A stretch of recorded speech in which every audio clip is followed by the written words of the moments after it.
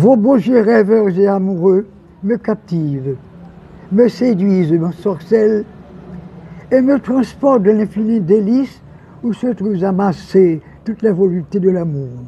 Je ne vis, croyez-moi, que votre présence quotidienne. Oh, vous, si belle, si amoureuse, si ravissante, si adulée, si recherchée, les seuls, après l'être suprême, capables de rendre la vie d'ici-bas plus douce, plus agréable, plus clémente, pour les amoureux tous en quête de félicité, d'affection, d'allégresse, de compréhension et d'espérance, que vous êtes belles et merveilleuses, toutes. Je vous aime, jolie femme de mon pays.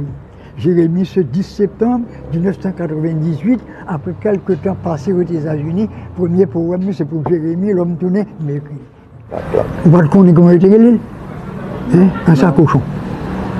Et c'est le grand poète Timothée Parrett qui un jour à l'Anse d'Azur l'a contemplé la mer, l'a contemplé le ciel.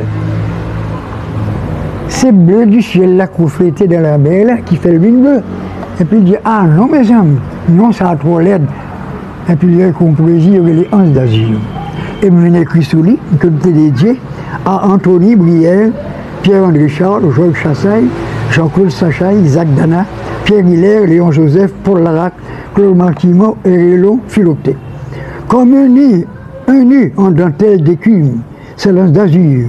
Ce pressé joyau qu'une bonne fée a encastré dans une petite anse pas très loin de Jérémie, pour mieux combiner les nuances et les tons dans ce décor de fleurs, de lumière, et qu'un tambourin voilé marque la cadence de nos pas à cette festivité du rire, de la gaieté et du bonheur, où tout est illuminé, surtout quand le jour s'éteint et que nos voix tremblantes fredonnent amoureusement une douce romance de la pureté d'un ciel scintillant.